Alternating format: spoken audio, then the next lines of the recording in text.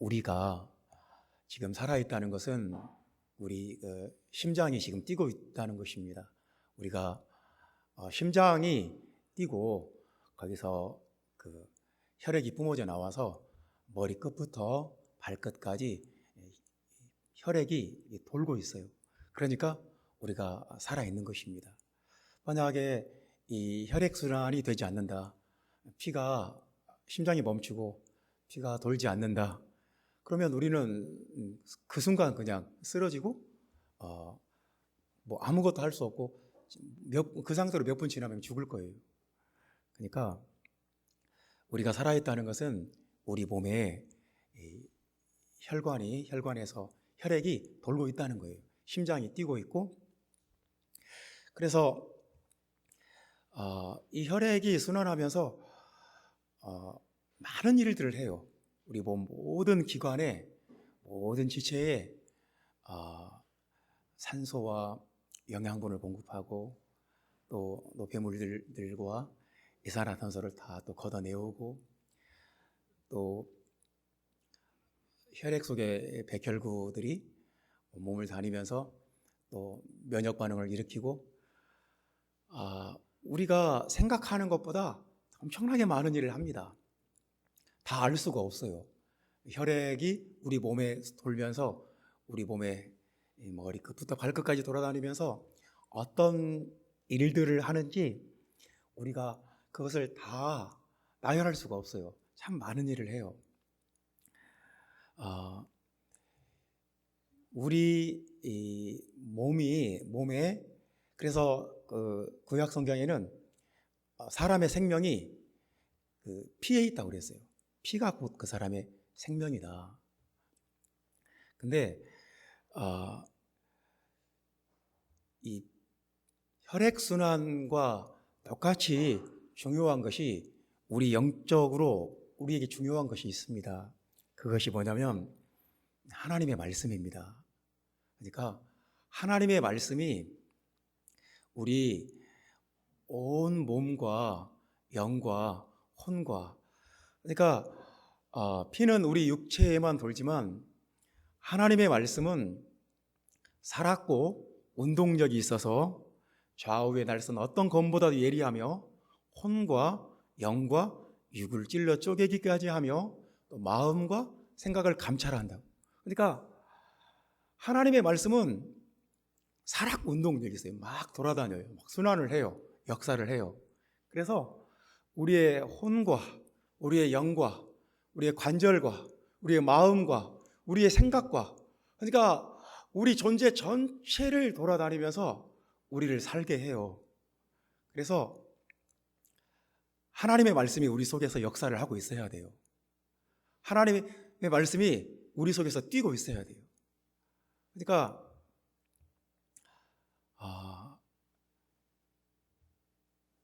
내 몸에 심장이 뛰고 혈액이 순환되는 것처럼 내 속에서 똑같이 하나님의 말씀도 뛰고 순환하고 역사하고 있어야 돼요. 여러분 그렇게 믿으시면 아멘 하시기 바랍니다. 이 시간 여러분 마음속에 하나님의 말씀이 살아서 역사하기를 바랍니다. 그러니까 하나님의 말씀이 우리 속에 들어가면 우리가 생각하는 것보다 더 많은 일을 해요. 혼과 영과 및 관절과 골수를, 마음과 생각까지 다 하나님의 말씀이 다니면서 악한 생각 잘라내고 어리석은 생각 고쳐놓고 고집 부리는 생각 바로잡아 놓고 진리의 말씀을 자꾸 공급해주고, 그래서 우리에게 하나님 말씀처럼 중요한 게 없어요. 하나님의 말씀이 내 속에서 살아서 역사해야 돼요. 하나님의 말씀은 내 영혼의 백혈구고 하나님의 말씀은 내 영혼의 그 모든 것이에요. 그래서 성경에는 말씀이라는 단어가 정말 많이 나옵니다. 여러분, 말씀이라는 단어가 2000번이 넘게 나와요. 그래서 그 주의 말씀, 하나님의 말씀, 진리의 말씀, 은혜의 말씀, 정말 이 말씀이라는 단어가 성경에 수도 없이 2000번이 넘게 나오는 단어니까 굉장히 많이 나오는 단어입니다. 그래서 하나님의 말씀이 우리 속에 있어야 된다는 거예요. 하나님의 말씀이 내 속에 역사하도록 내가 그 말씀을 들어야 되고, 그 말씀을 내가 영접해야 되고, 내가 그 말씀을 사모해야 되고, 그 말씀을 간절히 원하는 사람이 되어야 한다는 거예요.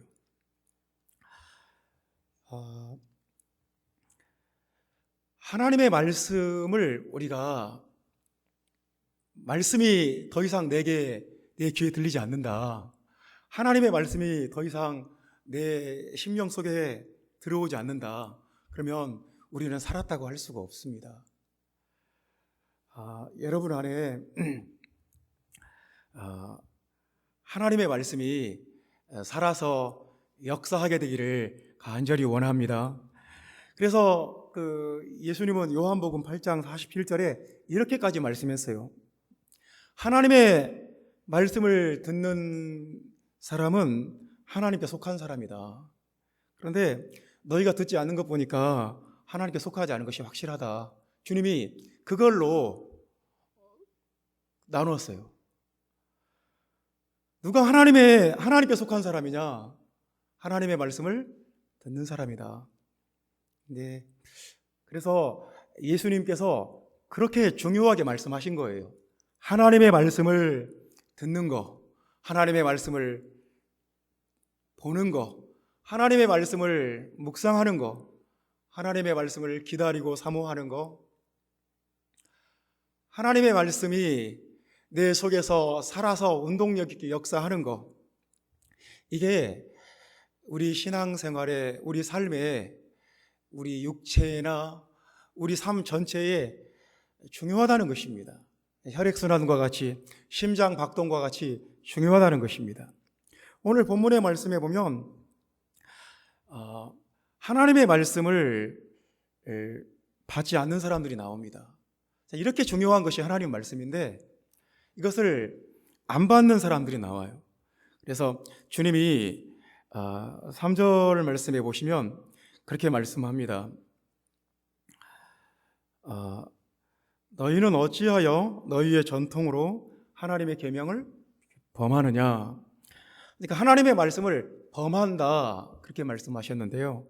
이건 뭐냐면 범한다는 말은 반대한다는 말입니다. 대적한다는 말이에요. 하나님의 말씀을 반대한다, 대적한다. 그러니까 대부분의 불신자들은 하나님의 말씀을 대적합니다. 하나님의 말씀을 아니다, 성경이 옳지 않다, 진화론이 옳다, 아니다, 과학자들이 말하는 것이 더 옳다, 아니다, 성경은 틀렸다. 그것은 옛날 2000년 전 시대, 아주 과학 문명이 발달하지 않았을 때는 맞는 말이겠지만 지금은 틀리다. 성경을 자꾸 범합니다. 성경을 반대하고 성경을 대적합니다. 그리고 또 6절 말씀에 보면 너희의 전통으로 하나님의 말씀을 폐하는도다, 그런 말씀도 있습니다. 하나님의 말씀을 폐한다. 하나님 말씀을 무시한다는 말입니다. 하나님의 말씀을 시시하게 생각한다는 거죠. 하나님의 말씀을 별로 의미 없는 것으로 생각한다는 거예요. 그러니까 하나님의 말씀을 들어도 깊이 생각하지 않고 중요하게 생각하지 않는다는 거예요.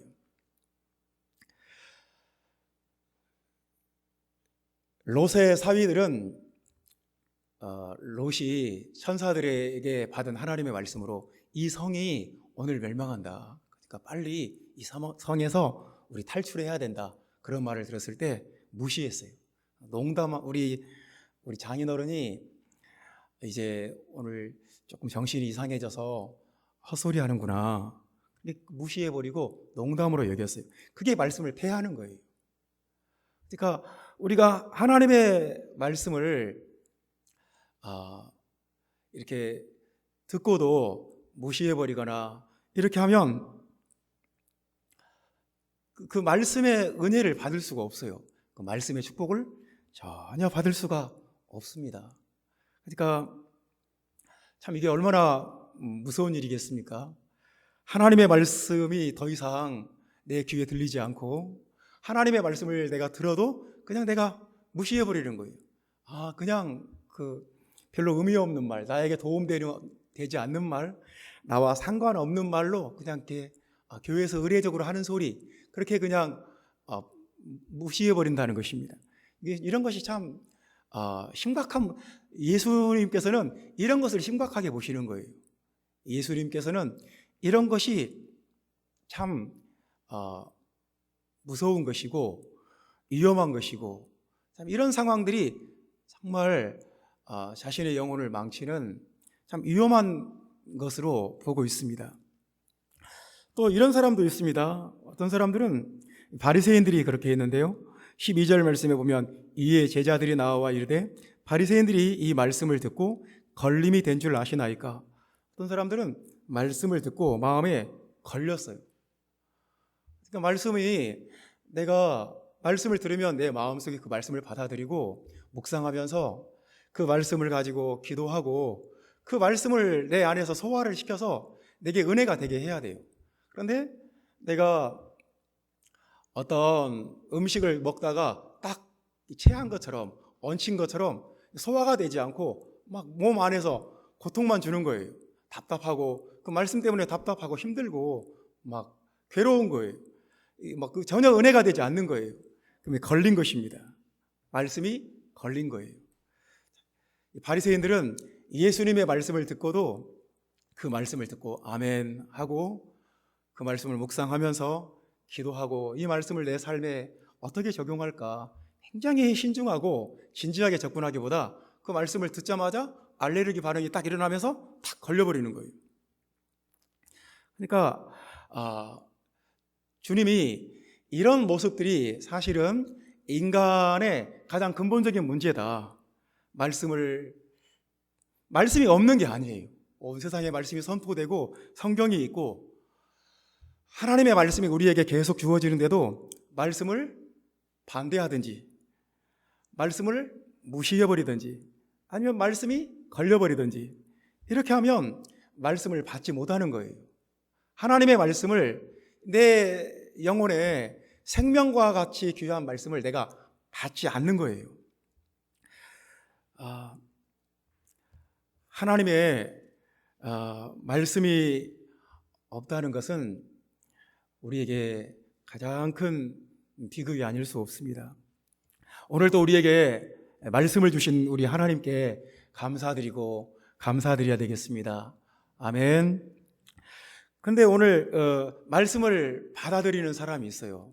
말씀을 받아들이는 사람이 있는데 그 사람이 뭐냐면 27절 말씀에 보면 지금 성경은 바리새인들의 모습과 이 스로보니게 여인의 모습을 정반대로 대조를 하고 있는데 15장 27절 말씀이 참 귀한 말씀입니다. 여자가 이르되 주여 올소이다마는 개들도 제 주인의 상에서 떨어지는 부스러기를 먹나이다. 그러니까 이 말은 무슨 말이냐면 내가 주님의 말씀을 먹고 싶습니다. 주님의 말씀을, 생명의 떡이 되는 그 말씀을 먹고 싶은데 주님이 나를 스로보니게 여인, 이 시리아에 사는 페키니아 사람으로 이방인이라고, 그래서 이방인이니까 개라고 말씀하셔도 개들도 주인의 상에서 떨어지는 부스러기를 먹지 않습니까? 나에게 부스러기 같은 말씀이라도 먹게 해주십시오. 말씀의 부스러기라도 먹게 해주십시오. 그런 간절함이 있는 거예요. 그런 사모함이 있는 거예요. 주님은 15장 그 서두에 바리새인들의 모습과 이 이방인 여자의 모습을 대조시키면서 어떤 사람의 모습이 더 복되고 하나님의 축복을 받고 하나님의 능력을 체험하고 하나님의 은혜를 체험하는 모습인지를 비교하고 있습니다. 형제자매 여러분, 하나님의 말씀을 그렇게 기다리고 사모하고 말씀의 부스러기라도 먹겠습니다. 그런 마음이, 하나님의 말씀은 나에게 꿀송이와도 같습니다. 하나님의 말씀은 나에게 생명의 떡입니다. 내 인생의 가장 큰 즐거움은 하나님의 말씀을 읽고 묵상하는 것입니다. 이런 신앙이, 이런 마음이 저와 여러분 안에 있기를 간절히 원합니다. 그래서 오늘 본문의 말씀은 하나님의 말씀이 없을 때 인간이 어떤 상태가 되는지, 하나님의 말씀이 없으면 우리에게 어떤 결과가 오는지, 그것을 세 가지로 말씀을 하고 있습니다. 우리에게 하나님의 말씀이 없어도 되는가? 첫 번째로 하나님의 말씀이 없으면 소경이 된다, 그렇게 말씀을 합니다. 우리 14절 말씀 다 같이 읽어봅시다. 그냥 두라. 그들은 맹인이 되어 맹인을 인도하는 자로다. 만일 맹인이 맹인을 인도하면 둘이 다 구덩이에 빠지리라 하시니, 그들은 맹인이 되었다는 것입니다. 왜냐하면 하나님의 말씀을 받지 않아서 그렇다는 것입니다. 말씀을 범했습니다. 말씀을 폐했습니다. 그리고 말씀이 걸려버렸어요. 그래서 말씀을 받지 않는 사람들이니까 그냥 둬라, 이런 말씀이 성경에서 제일 무서운 말씀 같아요. 그냥 둬라, 내버려 둬라. 그냥 그렇게 영적인 소경으로 살도록 그냥 내버려 둬라. 성경에서 이게 제일 무서운 말씀인 것 같아요. 신학적 용어로 유기라고 하는데요, 그냥 방치하는 거예요. 그냥 내버려 두는 거예요. 하나님께서 우리를 사랑하시면 그냥 두지 않습니다. 계속해서 우리에게 또 말씀을 던져요. 내 양심을 찌르는 말씀, 나를 지적하는 말씀, 나를 책망하는 말씀, 나를 깨닫게 하는 말씀을 계속해서 줘요. 저에게 매일 아침 성경 구절을 보내주는 분이 있어요. 아침마다 그 말씀을 받다가 어쩔 때는 이 말씀이 오늘 나에게 주신 말씀이구나, 정확하게 이렇게 심장에 와서 부닥칠 때가 있어요. 이 말씀은 하나님께서 오늘 나에게 주신 말씀이다. 형제자매 여러분, 하나님의 말씀이, 아무리 하나님이 말씀을 주셔도 내가 그 말씀을 거부해버리고 받지 않으면 결국은 그 사람은 소경이라는 거예요. 맹인이라는 거예요. 그러니까 맹인은 참 얼마나 그 삶이 곤고하고 답답하겠습니까? 온 세상에 빛이 가득 차 있는데 봄이 와서 꽃이 피고 온 세상이 이렇게 찬란한데 그 아름다운 세상을 볼 수가 없어요. 봄이 왔지만 그 봄의 찬란함을 볼 수가 없어요. 빛이 없는 게 아니에요. 온 세상에 빛이 가득한데 자기만 그 빛을 볼 수가 없는 거예요. 이 시신경이 파괴되어서 자기는 암흑 속에 있고 온 세상에는 빛 가운데 있어도 자기는 혼자 암흑 속에 있는 거예요. 바로 그거예요. 하나님의 말씀과 진리가 온 세상에 가득해도 내가 영적으로 소경이 되어버리면 그 진리를 하나도 볼 수가 없어요. 온 세상에 하나님의 영광이 충만하고 가득하고 하나님의 영광이 나타나도 내가 영적으로 소경이 되어버리면 그것을 하나도 볼 수가 없어요. 지금 이곳에도 주님의 영광이 가득하고 주님의 임재가 있어도 내 눈으로, 내 영적인 감각으로 그것을 하나도 볼 수가 없고 느낄 수가 없어요. 그래서 하나님의 말씀이 없다는 것은 참 비극이에요. 영적으로 소경이 되면 그 결과가 항상 비극적인 결과가 초래가 돼요. 어떤 결과가 오냐면 둘이 다 구덩이에 빠지리라 그랬습니다. 소경은 길을 모르기 때문에 자기 나름대로 더듬더듬 하면서 길을 가도 결국은 구덩이에 빠진다는 거예요. 그냥 이것이 인도인지 차도인지 아니면 어디가 횡단보도가 어디 있는지 신호가 언제 바뀌는지 볼 수가 없어요. 알 수가 없으니까 이게 지금 위험한 상황인지 아닌지, 지금 차가 오는지 안 오는지 볼 수가 없어요. 그래서 구덩이에 빠지는 거예요. 우리가 하나님의 말씀이 없으면 구덩이에 빠집니다. 절망의 구덩이에 빠지고 낙심의 구덩이에 빠지고 우울함의 구덩이에 빠지고 거기서 어떻게 자기가 빠져나와야 될지도 몰라요. 온 세상에 주님의 진리의 빛이 충만하고 주님의 영광이 가득하고 주님의 능력이 나타나도 내가 소경이 되어버리면 하나도 볼 수가 없어요. 내가 캄캄한 어두움 가운데 있으니까 온 세상도 캄캄하다고 생각해요. 그러나 하나님의 말씀은 온 세상에 가득하다는 것을 믿으시기를 바랍니다. 이제 물이 바다 덮음같이 하나님의 진리가 온 세상을 덮게 돼 있어요. 지금도 전 세계에 성경책이 제일 많이 팔리고 전 세계에서 사람들이 성경책을 제일 많이 읽고 하나님의 말씀이 있으면 그 나라 문화가 발달하고 경제가 발달하고 그 나라 모든 것들이 잘 되고 복을 받아요. 우리는 역사 속에서 이런 것들을 이미 다 검증이 끝난 것을 확인을 했어요. 예를 들어 봅시다. 로마서 3장에 보면 바울이 이런 말씀을 해요. 이스라엘 민족이 유대인들의 나음이 무엇이며 유대인들의 유익이 무엇이냐.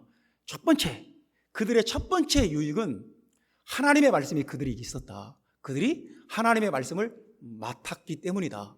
그러니까 유대인들이 다른 민족보다 머리가 좋은 것도 아니고 또 힘이 센 것도 아니고 기술이 좋은 것도 아니고 더 부지런한 것도 아니고 그들이 더 우월한, 더 특별한 첫 번째 이유를 찾는다면 구약 성경이 모세 오경이 그들에게 주어졌다는 것이다. 그러니까 하나님의 말씀이 그들에게 있기 때문에 그 민족은 2000년 만에 자기 조상들의 땅에 나라를 세워버리고 그 나라는 인구가 800만 밖에 되지 않지만 전 세계에서 아무도 그 나라를 무시하지 않습니다. 그 나라가 얼마나 강력하고 얼마나 농업 분야에서나 학문의 분야, 과학에서나 국방에서나 뭐 경제에서나 관광에서나 모든 면에서 얼마나 뛰어나고 탁월한지를 전 세계 사람들이 다 알고 있습니다. 하나님의 말씀이 있으면 그 나라가 복을 받고 그 가정이 복을 받고 그 개인이 복을 받는다는 것은 이미 전 세계의 수많은 사람들의 삶 속에서 이미 검증이 끝났어요. 확인이 됐어요. 그래서 형제자매 여러분, 주의 말씀은 내 발의 등이요 내 길의 빛이라고 그랬습니다. 하나님의 말씀이 없으면 나는 등불이 없는 사람과 똑같고 하나님의 말씀이 없으면 나는 빛이 없는 사람과 똑같아요. 그래서 지금 여러분들이 오늘 설교 말씀을 어떻게 듣고 있는지 참 궁금합니다. 그런데 나는 여러분과 함께 이것을 마음속에 새기고 싶습니다. 하나님의 말씀이 내 속에서 역사를 해야 돼요. 내 몸에서 피가 돌듯이 혈액이 순환하듯이 내 속에서 하나님의 말씀이 살았고 운동력이 있어야 돼요. 막 움직여야 돼요. 하나님의 말씀이 내 속에서 영양분을 공급하고 산소를 공급하고 염증을 제거하고 노폐물을 제거하고 자꾸 생명을 갖다 공급해야 돼요. 그래야 우리가 살아요. 하나님의 말씀이 없으면 말씀이 내 속에서 전혀 역사하지 않고 들리지도 않고 보이지도 않고 깨달아지지도 않는다.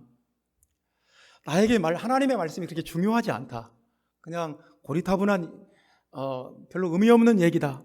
그러면 이게 심각한 거예요. 하나님 앞에 회개해야 돼요. 내가 하나님의 말씀을 범하고 있는 것인지, 내가 하나님의 말씀을 폐하고 있는 것인지, 하나님의 말씀이 나한테 지금 걸림이 되는 것인지 우리 자신을 진단해야 돼요. 그래서 하나님의 말씀이 내 속에서 힘차게 살아 역사하도록 여러분의 마음이 그런 마음이 되시기를 주님의 이름으로 축원합니다.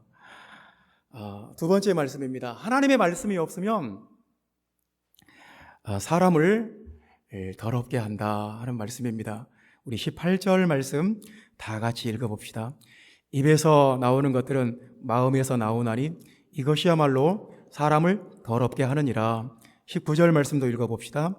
마음에서 나오는 것은 악한 생각과 살인과 간음과 음란과 도둑질과 거짓 증인과 비방이니. 그러니까 하나님의 말씀이 없으면 사람이 참 더러워진다는 거예요. 그러니까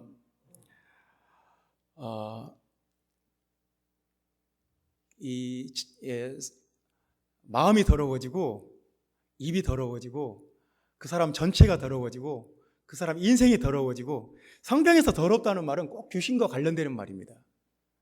그러니까 오염된다는 말이에요. 성경에서 더럽다는 말은 꼭 귀신하고 연관이 돼요. 그래서 더럽다는 말은 그 더러운 귀신들이 많이 달라붙는다는 거예요. 내가 더러우면 내가 씻지 않고 손도 씻지 않고 내가 샤워도 하지 않고 내 몸이 더러워요. 양치질도 하지 않았어요. 그러면 온갖 더러운 것들이 내 손에, 내 머릿속에, 뭐 입속에 가득할 거예요. 안 그렇겠습니까? 안 씻었는데요. 머리도 안 감고 씻지도 않고 내 온 몸에 더러운 것들이 막 달라붙어 있을 거예요. 근데 깨끗이 씻었다. 그럼 그런 더러운 균들이 없는 거예요.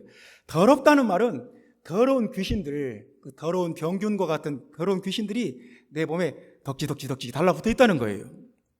그래서 19절에 보면 이 더러운 귀신들이 7가지나 나오지 않습니까? 악한 생각을 하는 귀신, 미워하고 분노하는 귀신, 간음하는 귀신, 음란의 귀신, 도둑질하는 귀신, 거짓 증언하는 귀신, 비방하는 귀신, 이런 귀신들이 막 달라붙어 있는 거예요. 그러면 그 사람의 삶이 얼마나 힘들어지고 얼마나 더 고달파지겠습니까? 그러니까 우리를, 하나님의 말씀이 우리 속에 있으면 그 말씀이 이상하게 우리를 깨끗하게 해요. 그 모든 하나님의 말씀이 그 모든 것들을 내어버리게 하고, 하나님의 말씀이 내 속에 있으면 그 더러움들이 다 사라져요. 야고보서 1장 21절에 이렇게 말씀했습니다. 모든 더러운 것과 넘치는 악을 내버리고 너희 영혼을 능히 구원할 바 마음에 심어진 말씀을 온유함으로 받으라. 하나님의 말씀을 받으라는 거예요. 받으라는 말은 영접하라는 말이에요. 어서 들어오십시오 하고 영접하라는 말입니다. 그러니까 더러운 것과 넘치는 악을 내버리고 그 대신에 하나님의 말씀을 받으라는 거예요. 아주 친절하게, 온유함으로, 아주 매너 있게 하나님의 말씀을 받으라. 하나님의 말씀을 받으라. 그러면 그것들이 끊어진다는 거예요. 그러니까 하나님의 말씀을 내가 받지 않으면, 하나님의 말씀을 내가 거부하면 내가 더러워지는 것을 피할 수가 없어요. 어쩔 수가 없어요. 안 씻는 사람하고 똑같아요. 형제자매 여러분, 하나님의 말씀으로 내가 깨끗함을 얻든지 아니면 계속 더 더러워지든지, 둘 중에 한 가지예요. 형제자매 여러분, 저와 여러분은 말씀으로 깨끗해지는 사람, 하나님의 말씀으로 더러움을 내버리는 사람, 하나님의 말씀을 읽고 그 말씀 묵상하고, 저도 그래요. 주일날 설교하고 그 설교한 말씀 중에 어떤 단어, 어떤 구절이 마음속에 딱 남아있어요. 그럼 일주일 내내 그 말씀 붙들고 기도합니다. 저는 이번 주에 제가 이 말씀을 나눴는데 내 삶 가운데 이 말씀이 이루어지게 해주시라고 하나님 앞에 계속 기도합니다. 은혜가 돼요. 형제자매 여러분, 하나님의 말씀이 없으면 우리가 더러워진다는 말씀, 사람이 더럽다는 것이 씻지 않아서 더러운 것보다 영적으로 더러운 것이 진짜 더러운 거라는 거예요. 그 인생 전체가 더러운 귀신들에 의해서 지배를 받고 아주 더러워진다는 거예요. 이 더러움에 영적 엔트로피의 법칙이 있습니다. 그러니까 여러분 들어보셨을 거예요. 엔트로피의 법칙. 더러운 자는 더 더러워져요. 그러니까 이게 당연한 말인데요. 더러운 자는 더 더러워진다는 거예요. 걸레는 아닙니다. 행주는 쓰다가 걸레로 쓸 수 있지만 걸레는 쓰다가 빨아서 행주로 쓸 수가 없어요. 그렇지 않습니까? 그러니까 이 더러움의 엔트로피의 법칙이 뭐냐면 한 번 더러워지면 더 더러워진다는 거예요. 걸레로 쓰다가 이 걸레는 버려야 돼요. 행주로 쓰다가 행주는 걸레가 되고 걸레는 나중에 종량제 봉투에 버려야 돼요. 너무너무 더러워서 이제 더 이상 쓸 수가 없어요. 요한계시록 22장 11절 말씀에 이렇게 말씀합니다. 불의를 행하는 자는 그대로 불의를 행하고 더러운 자는 그대로 더럽고 의로운 자는 그대로 의를 행하고 거룩한 자는 그대로 거룩하게 하라. 마지막 날 이제 새하늘과 새 땅에서 주님이 성 밖에 쫓아낼 자와 새하늘과 새 땅에 들어올 자를 구분하는데 주님이 이 말씀을 하시는 거예요. 더러운 자는 계속 더럽고 더 더러워지고, 그러니까 한번 걸레가 돼버리면 행주로 쓰다가 더 더러워지면 걸레로 쓰는 거예요. 걸레로 쓰다가 이제 버리는 거예요. 그러니까 이게 반대로 올라올 수가 없어요. 걸레가 행주가 될 수가 없어요. 나무는 재가 될 수 있어도 나무가 타면 재가 되지만 재가 다시 나무가 되지를 못해요. 이게 엔트로피의 법칙이에요. 우리가 이렇게 생각할 수도 있습니다. 나는 그냥 적당히 믿을래. 그냥 교회 다니고 교회에 몸은 담고 있고 그냥 세상에서 내가 하고 싶은 거, 세상 사람들이 하는 거 나도 다 똑같이 그렇게 하면서 교회는 다닌다. 그러면 이제 이 영적 엔트로피의 법칙이 거기에 적용이 돼요. 내가 더러운 자이든지 깨끗한 자이든지 둘 중에 한 가지예요. 이 어중간하고 이게 좀 이건 아닌 거예요. 그러니까 더러운 자이면 계속 더 더러워져요. 그래서 새하늘과 새 땅에 못 들어가요. 의로운 자는 그대로 의를 행해요.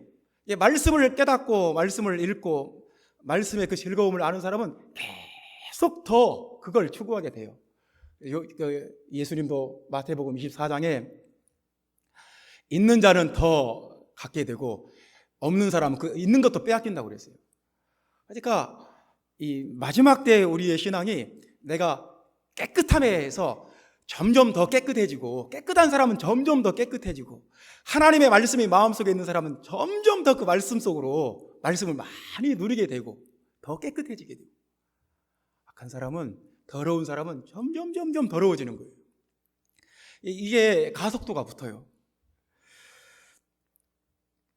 누가 더 복이 있겠습니까? 말씀을 듣고 요한계시록 22장에 이렇게 말씀했습니다. 말씀을 듣고 자기 두루마기를 빠는 자가 복이 있다.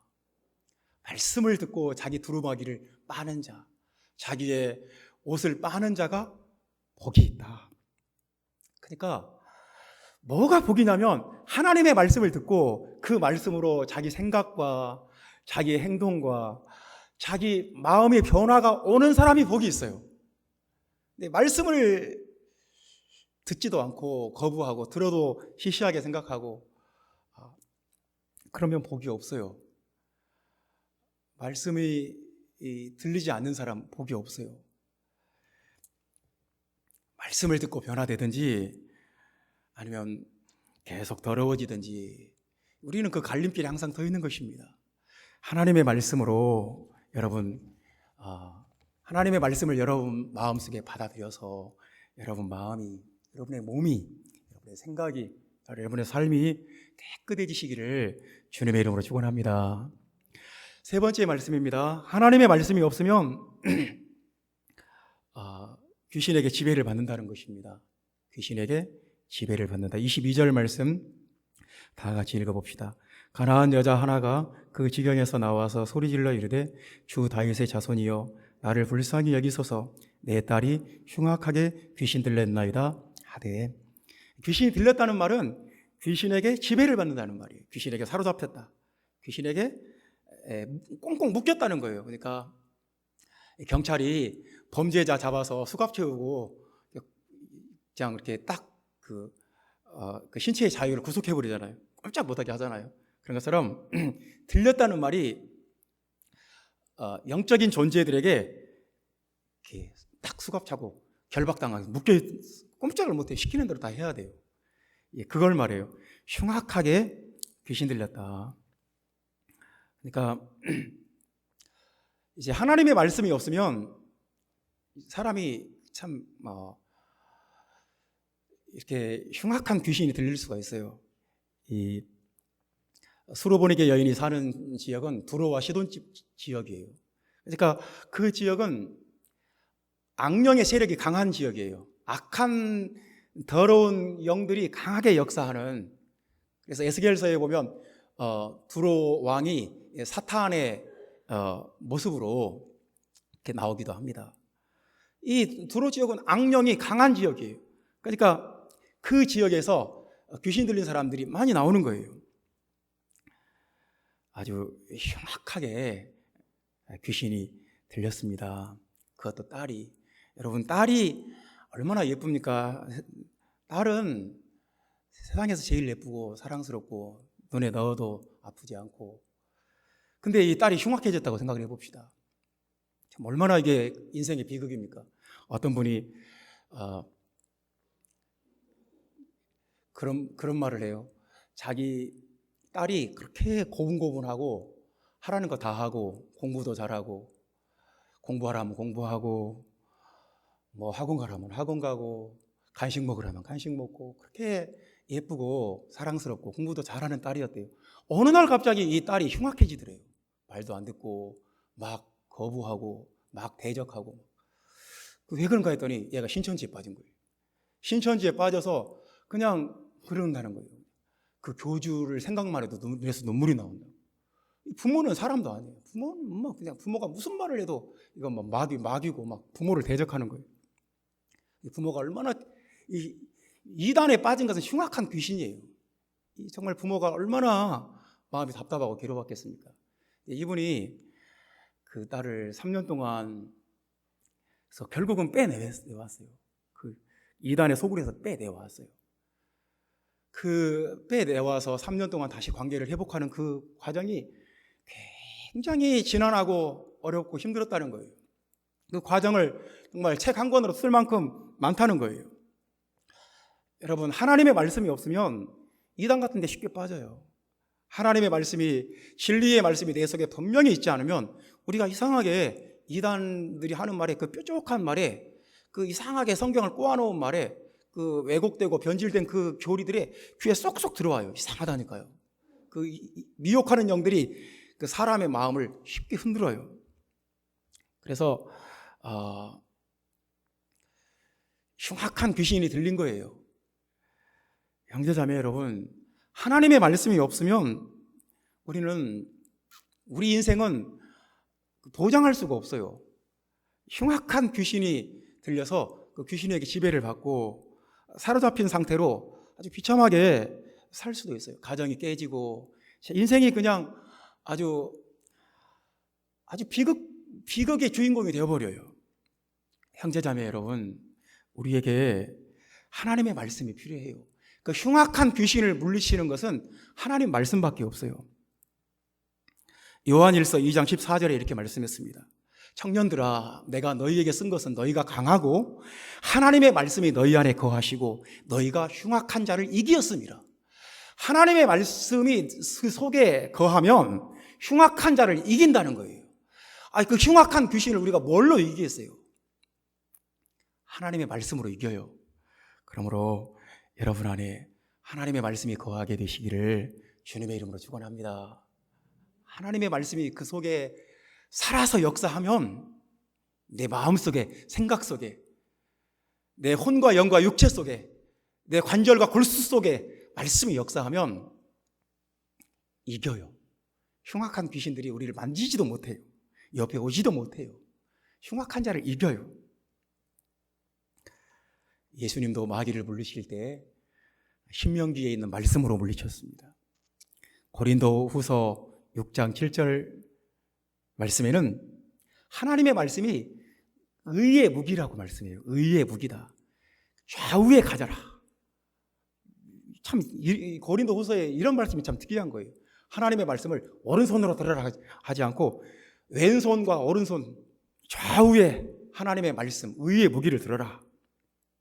참 재미있지 않습니까? 하나님의 말씀이 없으면 우리는 무기가 없는 거나 똑같아요. 에베소서 6장 17절에는 하나님의 말씀을 가져라. 하나님의 성령의 검이다. 하나님의 말씀이 성령의 검이다. 하나님의 말씀을 가져라 이렇게 말씀합니다. 가져라. 마음속에 받아들이라는 것입니다. 우리는 하나님의 말씀을 범할 수도 있고 피할 수도 있고 말씀을 마음속에 걸려버릴 수도 있어요. 그런데 오늘 주님이 우리에게 하시는 말씀은 이 수로보니게 여인처럼 개들도 주인의 상에서 떨어지는 부스러기는 먹습니다. 내게 그 말씀의 핵심은 아니라도 부스러기라도 먹게 해주십시오. 그 마음을 가졌을 때 주님이 그 여인을 칭찬했어요. 여자야, 네 믿음이 크도다. 말씀을 듣는 그 믿음, 말씀을 사모하는 그 믿음, 내 소원대로 된다. 그 딸의 병이 나았고 그 귀신이 떠나갔어요. 흉악한 귀신이 떠나갔어요. 하나님의 말씀이 우리 속에 들어올 때, 내 속에 거할 때 흉악한 귀신이 떠나간다는 것을 믿으시기를 주님의 이름으로 축원합니다. 기도하겠습니다.